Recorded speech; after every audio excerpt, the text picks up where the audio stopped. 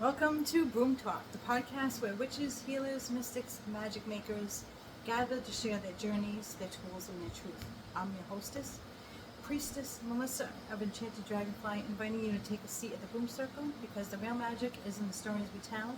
So let's stir the cauldron and speak the spell. So we're switching it up a little bit this time. So I'm going to be the one being interviewed by my husband, who is camera shy over here. So he's going to ask me the questions, and I will answer them, and then you guys will get to know me as your hostess. So take it away, my honey. Hello. So, let's go with the obvious. Your name and business name. My name is Mellisa Maligno, and my business name is Enchanted Dragonfly. What exactly do you do? Tell me more about what you do. So I run a brick and mortar metaphysical shop and also an online website shop. I also host classes, events like markets, rituals, ceremonies. I offer like a sanctuary, like a safe space, and offer like an academy-like atmosphere when I teach my classes and my rituals. And I'm your host of Broom Talk. Where are you located? I am located at 99 Church Street in Whitinsville, Massachusetts. So the bigger question, how did you start doing what you do? So I started the brick and mortar part by doing vendor events. And I would make jewelry and do smudge cleansings, make crystal jewelry. And I've always wanted to run my own brick and mortar store, and I was offered an opportunity a few years ago, and I took it, and here I am now. Very interesting. What type of practitioner are you? So I am a witch, a mage, a healer, more like a nature witch, a forest witch, and I incorporate a lot of energy into my work. Zodiacs, chakras, healing, shamanism. So I cover a wide variety of different practices. Yeah, that's quite a bit. That's a large spectrum. Yeah. I'd like to go a little deeper and probably a little broader. What exactly is your spiritual origin story or awakening moment? From the time I was like 5 to even till now, I would have a lot of premonitions and like psychic abilities, being able to know what somebody's thinking or feeling, premonitions of things that haven't happened yet. My husband's constantly telling me I already know what he's thinking. So that showed me that I had gifts, and I was afraid of them at first, and I would actually ignore them. And then as I got older, they didn't go away, they would just get stronger, and I decided to just pursue that magic, like what is happening to me, what is going on. And as I pursued it, and I learned all about magic and books, and Scott Cunningham, the author, was like one of my first teachers, and I just kept going, and here I am. Wow. What's your daily spiritual and magical practice like, if you have any? Every day I say my gratitude affirmations, what I'm grateful for. And I also say my affirmations, just confirming what I want to accomplish for the day.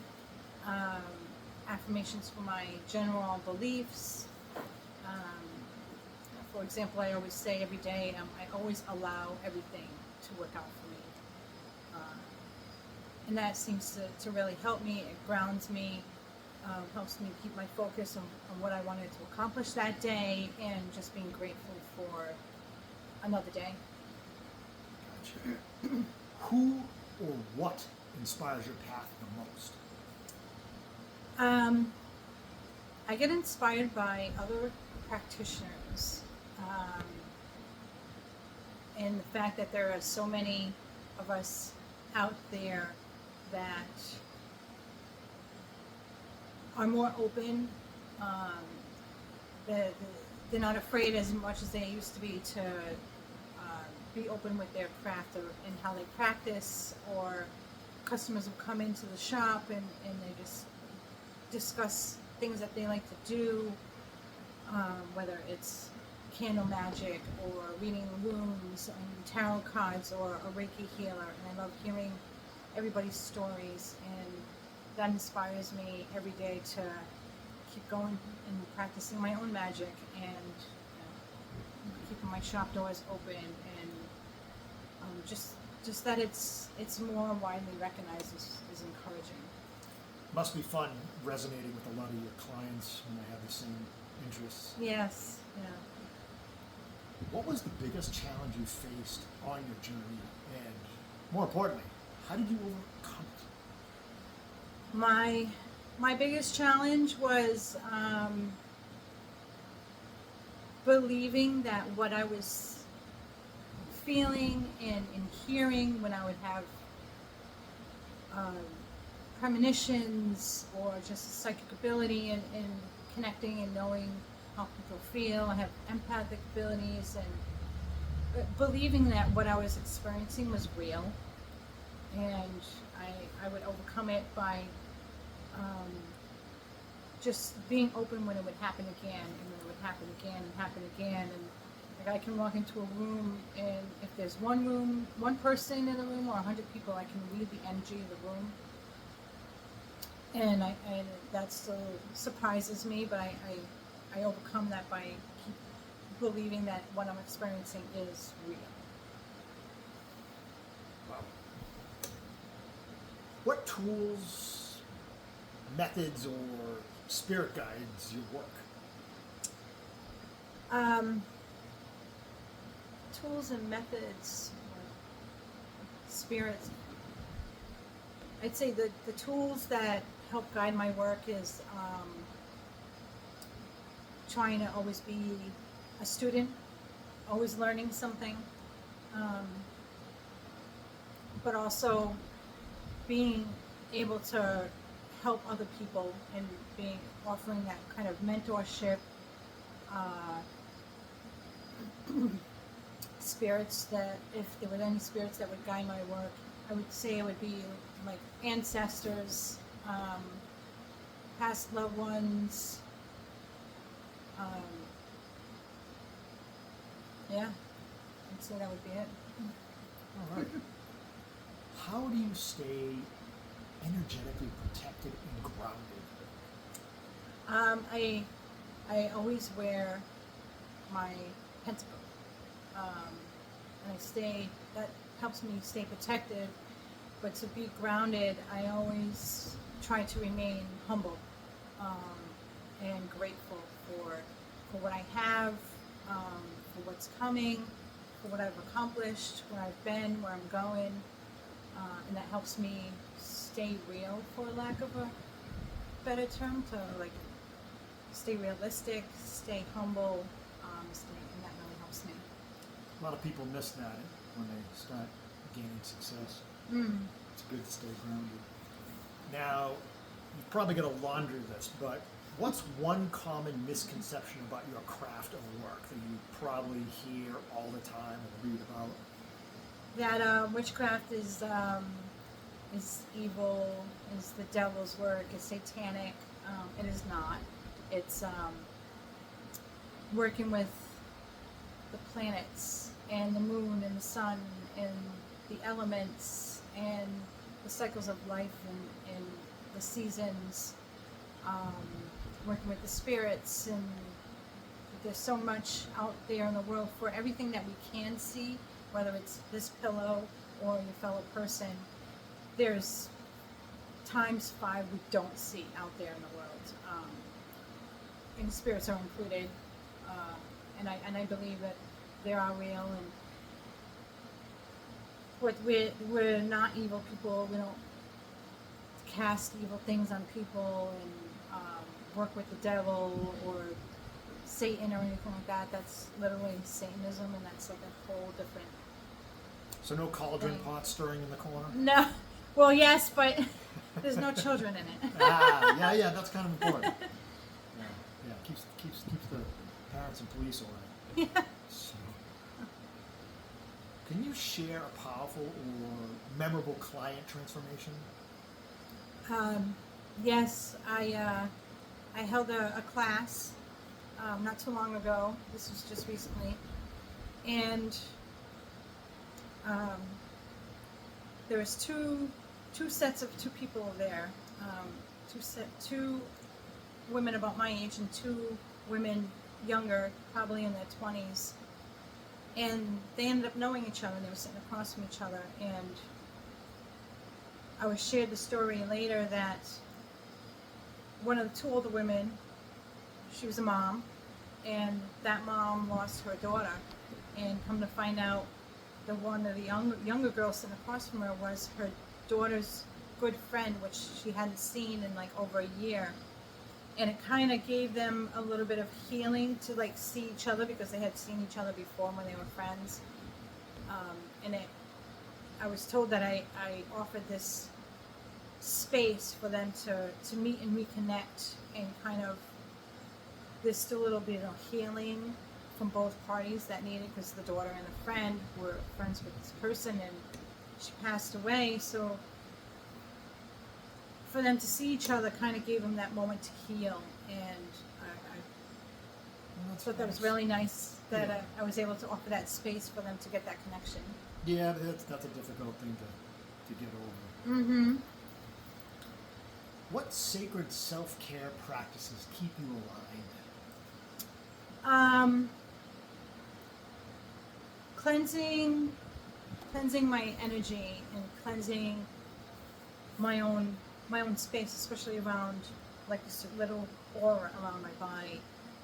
I'll use sage, Florida water in the spray bottle, just to keep myself grounded. I will literally release negativity out into the cosmos to be corrected, and I feel like that helps a lot. Sure. What does success look like to you as a spiritual business owner? To offer a safe space where people can come and be open about their practice and what they want to do, but also offer a space where people can learn about the craft, different things about the craft, whether it's chakra work or energy work or casting a spell. So I want to offer something that's a sanctuary and also academy type space. That's my goal. So Definitely a learning location. I've seen you've offered a lot of different classes where you don't see, it's not your typical run-of-the-mill things. It definitely grabs people's attention. Thank you. Do you follow the moon, astrology, or even seasonal cycles in your work? I do. So I follow the full moon and the new moon. Sometimes the sun. I follow the zodiac seasons and the Sabbath seasons. Could you explain the Sabbath seasons to novices like myself? Sure. So the Sabbath seasons are to celebrate the literal seasons, like summer solstice, winter solstice, autumn equinox, spring equinox. There's 8 Sabbaths, and the other 4 Sabbaths are in between each season. So you have a season that's in between spring and summer, like halfway through spring, but it's almost summer. Season within a season. Pretty much, yeah. Yeah. Okay. What's something you wish more people knew about your energy work, divination, rituals, etc.? I would like more people to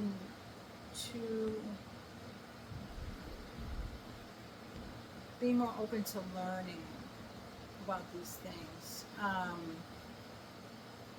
I'd like more people to know about the craft, the paganism, whether it's druidry, wizardry, being a priestess, being a coven or not part of a coven.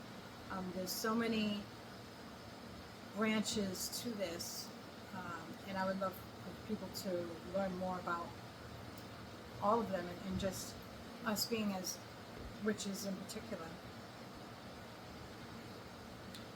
If you could give one piece of advice to someone just starting the path, what would it be? Read a lot of books by Scott Cunningham. He passed a long time ago, but he wrote a lot of books. I don't know if it was in the 60s or 70s, but he's got a lot of books out there, and they're really good, and I would recommend starting with his books and learning what you can. He touches base on all sorts of stuff in the kitchen, candle magic, all herbs and oils, talks about the moon and the Sabbaths, all sorts of stuff. So I recommend his books. Absolutely. Reading is definitely probably the best source of information. Mm-hmm. Now for some fun stuff. What kind of magic are you currently brewing? Say new offerings, ideas, collaborations, etc.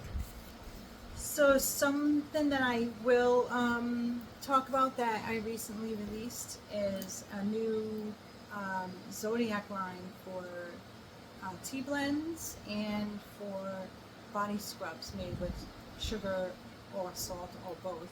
And I came up with these recipes myself and designed everything, testing things. Each of the recipes being tested. Like I literally use my own sugar scrubs, and my husband and I will share teas that are made, and so those are being released out into the store, into the shop, little by little. Right now, Cancer is out, so go check it out. Sounds very cool. I like that idea. It's almost like a new flavor every month. Yes. On different things. Now, to get off the serious side a little bit, to maybe delve into some fun and personal things. What's your sun, moon, and rising sign? So my sun sign, which is also your ascending sign, is Virgo. My rising sign is Sagittarius, and my moon sign is Aries. So I have a lot of fire in my chart. Love the fire. Do you have a favorite crystal or crystals, an herb or tool you always work with in your daily life? So I have like one of each. So in the daily life, let's see. Coffee maker doesn't count. No, coffee maker doesn't count. My favorite crystal that I like to work with, I would say labradorite. It's really nice. What does that look like? Daily, I'll work with something like that. So it's almost like a gray hue, but it's got all these flashes that are all different colors. So it's the most common is blue. You have yellow. They have the color sunrise, which has got like an orange and yellow. They have purple. I mostly work with the one that has like a bluish purple flash. Those are really nice. An herb that I like to work with daily is sage. And a tool that I like to work with every day is, I would say my cauldron, or my incense burner. Yeah, burn some incense every day. Love incense. What's your magical nickname or archetype you resonate with most? I don't even know if I really have one. I don't really have like a nickname or archetype. I'd say just Priestess. Some people just call me just that by name, by Priestess. So I'd say that would be it. Okay. Quick round. Tea or tincture? Ooh, tincture. Tarot or runes? Tarot. Cauldron or candle? Cauldron. Gotcha. If your spirit guide had a voice, what would it sound like? She sounds like a woman in the 1920s. Really? Just the way that they would speak, just the dialect that they would use, the way that they would carry their words. That's what she sounds like. No gangster? No gangster, No no. gangster? No, nothing like that. More like what do they call the women with the dress and it's got the flappers? The flappers, yes, she reminds me of that. Very pretty, but yeah, that's what she sounds like. Okay. my final question, do you have an animal familiar? I do. So I have my tarantula, Edward. So he would be my familiar. And for my pets, I have we have two cats that are twins, they're brother and sister. So one's right there. I don't know where the other one went. But yeah. Cool. Well, that's all I've got for now. Awesome. Thank you to my honey for asking me these questions. Now we can see why everybody feels a little nervous. Putting on the spot, but it's nice, it's cozy. So come check us out at Enchanted Dragonfly at 99 Church Street in Whitinsville. And I will put the link, as always, into the description of this video. And until next time, blessed be.